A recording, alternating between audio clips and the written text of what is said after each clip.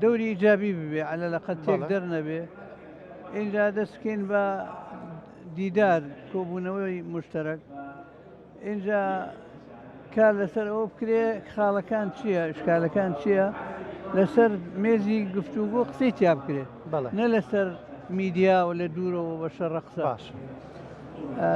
ئەو پێشنیارانەمان کرد بەڕێزەوە تەبعەن کاک بافڵ لێرە پەسەندی کرد پێی باش بوو و هەمووی پێ باش بوو چوینە لای بەڕێزانی پارتی لای کاک مەسرور دەستمان پێکرد ئەویش گوێی کرد دوای ئەوەی بازێک تەوزیحاتماندا ئەویش پێی باش بوو دوایی وەفدێکی برایانی پارتی هاتن سەرکردایەتی مەکتەب سیاسیان زیاتر ڕۆشنمان کردەوە ئێمە شتێکی لە پشتەوە نییە قسەکانمان هەر ئەمەیەکە هەیە ئێمە زانین ئێوە مزایدەی دڵسۆزی ناکەین لە کەس بەڵام واقعەکە ئەوەیە کە ئێمە ئەیبینین ئێوە شەرەی بینن بەڵام دیارە ئەولەویەت تەنزیم ناکرێت بازی تەوزیحماندا ڕوونکردنەوەماندا لەو وارەوە ئەوەی کە هەستمان کرد ئەوانی شتێگەیشتون لە مەسەلەکە بەڵام دیارە بردیانەوە بۆ لای بەڕێز کاک مەسعود دوایی بەڕێز کاک نێچیروانمان بینی دوایی کاک مەسعودمان بینی لە ئاخرجارە بە کورتی ئێمە لەگەڵ ئەوەی تۆزێک ملاحەزات و گلەیی و ئەوانش بوو بەڵام لە نەتیجا مەوقفەکەمان ئیجابی بینی ئەنی ئامادەیەک هەیە بەڵام تۆزێک وەختێوێ تۆزێ ڕوونکردنەوەی ئەوێ تۆزێکیش ئامادەسازی ئەوێ بۆیە من متەفائیلم تا حدێک بەڵام داوام ئەوەیە کە میدیاکارەکان سیاسیەکانی تر بەڕێزانی تر لە مەکتەب سیاسی هەردوو لە قسەی خێر بکەن چونکە ئەمە لە نەتیجە هەمومان زەرەرەکەین ئەو هەرێمە کەوتۆتە سەر وەضعێکی تایبەت مقدراتی ئەم میلەتە لە مەترسیایە و کەسی ڕەحم بە کەس ناکە ئەگەر خۆمان ڕەحم نەکەین مامۆسا تۆ لەگەڵ هەردوو لایەندان نیشتی ناکۆکیەکانیان هێندە قوڵن کە نەگەنە ڕێکەوتن زۆر قوڵ نییە چونکە سیاستە هەموو قێرائی سیاستمان کردووە ساحەکە هەمووی معروفە یعنی حتا ئەڵێ ئەو حەدەسە ڕیشەکەی ئەوەیە هۆکارەکەی ئەوەیە دەرەنجامەکەیشی ڕەنگە ئەوە بێ ینی هەمووی وەکو یەک ئەزانین بخوێنەوە لەبەرەوە شت قوڵ نییە بەس بازێ شتی نەفسی زیاتر دەورە بینێ بازێ جار مەسەلەن بە ئامانگرتنی شەخصێکی دیاریکرا و خراپە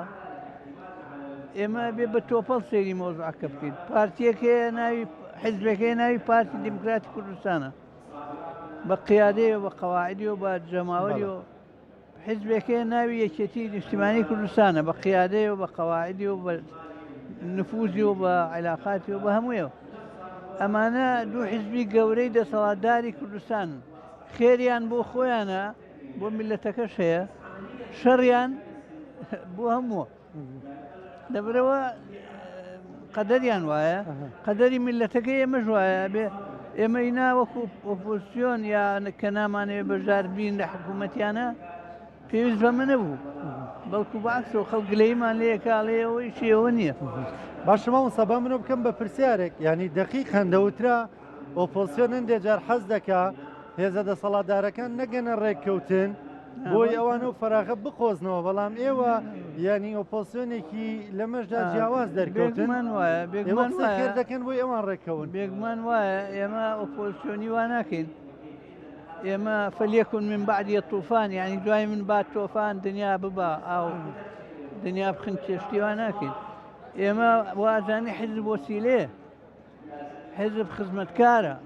قەزیەیەکی تر هەیە میلەتێک هەیە قەزیەیەکی هەیە قەزیەیەکی سیاسی هەیە اینجا واقعێکی مجتەماعی هەیە ئەمە خوازەیە کە ئەم دوو حیزبی دەسەڵاتە ڕێک بن تەفاومیان ببێ بۆی قەزیەکە نەفەوتێ لە بەینا و بۆ ئەوەی ئەو مەشاکلەی کە هەیە لە وڵاتانی تر لێرە نەتەقێتەوە بەسەر ئێمە لە بێخەبەری لە ناکۆکیمان ببێ بەمایی ئەوە کە زەرەرەکانی دەوروبەریش بێتە کۆڵی ئێمە. باشە جەناوی مامۆستا حتمما خۆشت بیستوتە هەندێک جار لێرە و لەوێ باس لە هەندێک میکانیزم دەکرێت باز لە مەسەلەن هەوڵەکان بۆ هەڵبژارنەوەی جارێکی دیکەی پەرلەمانی کوردستان دەکرێت یانەوەی دەستکاری نیسابی یاسایی پەرلەمان بکرێ یانەوەی هەندێک جار دوورتریش دەڕۆن باز لە مەسلەی دوو ئیداری یەکەن حەزەکەم ڕای جەنابەت بزانم لەسەر یعنی ئێمە منعی کەس دەکەین بە هەرچی کەس چۆن بیرەکاتەوە بەڵام بە نەتیجە ڕای تۆ بزانم لەسەر و پرسانە ئەگەر ئەبێ اختیاری باشترین بکرێ باشترینی ممکن خۆمە خەیاڵات نییە واقع باشترینی ممکن ئەوەیە ئەم دوو هێزە تەفاهم بکەن لە بینیەکە ئەم دوو هێزە ڕێککەون لە بینی خۆیانە و ئەو مەشاکلی هەیەە لەسەر مێزی گفتوگۆ باسی بکەن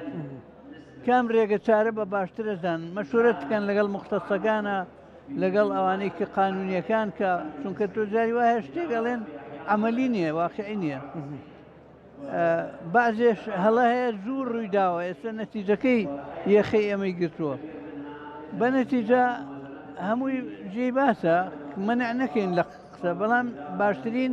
بەڕای ئێمە ئەوەیە ڕێککەون ئەو دوو حیزبە ڕێککەون لەسەر ئەم دوو ساڵەی کەماوە تەفاهم بکەن و ڕێککەون بەنسبەتەوە کە انتخاباتی تر بکرێ ئەوە ئاخر چارەیە ئەگەر بوو ینی و ئەوەش هەرکەس وابزانێ من ئەی بەمەوە بەرامبەرەکە ئەفەوتی ئەوەش ڕاز نییە چونکە انتخابات ئامانی نییە نازانی نەتیجەکە چۆنە بێت لەبەرەوە وا ڕاستە کە ئەمە ڕێککەوتنەکە بکرێ بۆ مەسلەی ئەوە کە پەرلەمان تەشکیل ببێ اینجا شتەکانی تر خۆی لە ڕووی زەمەنیەوە هەروایە خەتەواتە هەنگاو بە هەنگاوە بەڵام لە ڕووی ئەوە کە هەمووی یەک پاکێز بێ بازی لەم بریانەوە ئاڵێن کە یەک پاکێز بێ بازێکەڵێن با انتخاباتی با عەفو و پەرلەمان تەواو بکەین اینجا قسە لەسەر حکوومەت ئەکەین ئەوە دوو قسەیە ینی یەکێتی وا دەڵێ یەکێتی ئەڵێ یەک پاکێز بێ یەک پاکێز بێ کاراکردنەوەی پەرلەمانە حکوومەت پارتی ئەڵێ با پەرلەمان ڕێخین با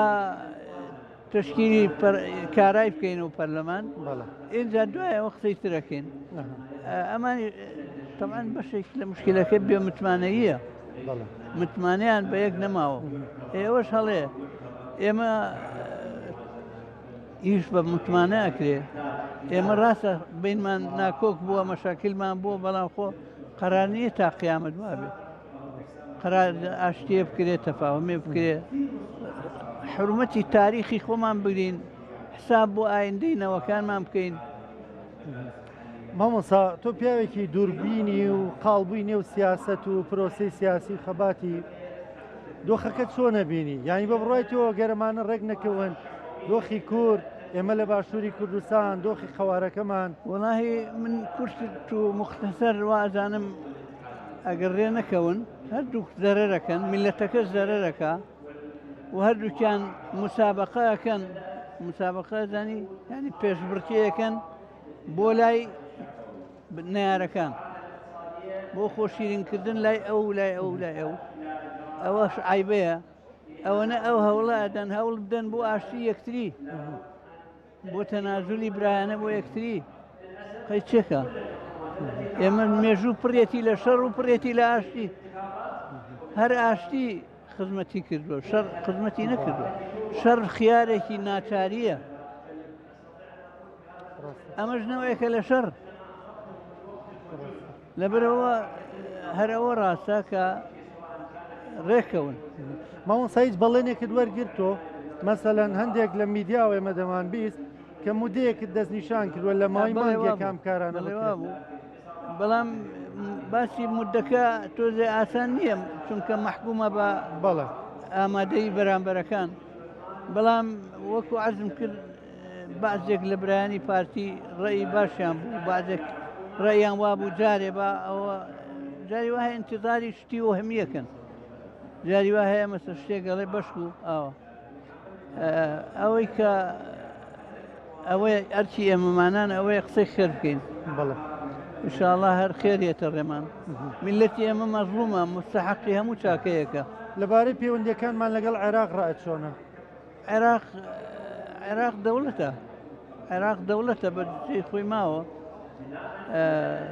کارکتەرەکان ئەگۆڕێن بەڵام عێراق دەوڵەتە و دەوڵەتانیش حساب لەگەڵ عێراقەکەن هەر کەسێ بێوێ ماڵژیایی بکە لە عێراق تووشی هەڵابێ میلەتەکەشی تووشی هەڵاکە لەبەرەوە ئەسڵەوەیە بە پێی دەستور فیدرالی تەحکیم بکەین ڕێکی خێن وەگلەیان لەسەر دەستور لێ بکەین نەک لە شتر وە لە دووری شەوە متەهەمیان نەکەین ئەوە تۆ وا و شۆڤێنیەوە قسەی جیا هەموو کەس بەشی خۆی هەڵەیە هەیە بەشی خۆی سەوابیش هەیە سپاس دەکەم زۆر سپاس مامۆستا سپاس بۆ کاتی پێت بەخشین خۆشەویستان تا لە دیدارێکتر پێتانەگەینەوە سپاسانەکەین ئەوە بۆ چوون و دنیابینی جەنابی مامۆستا سەلاحەدین بادین ئەمینداری گشتی یەکگرتووی ئیسلامی کوردستان و لەبارەی کێشەکانی هەرێمی کوردستان سپاس دەکەم مامۆستای گیان دەست خۆش بێ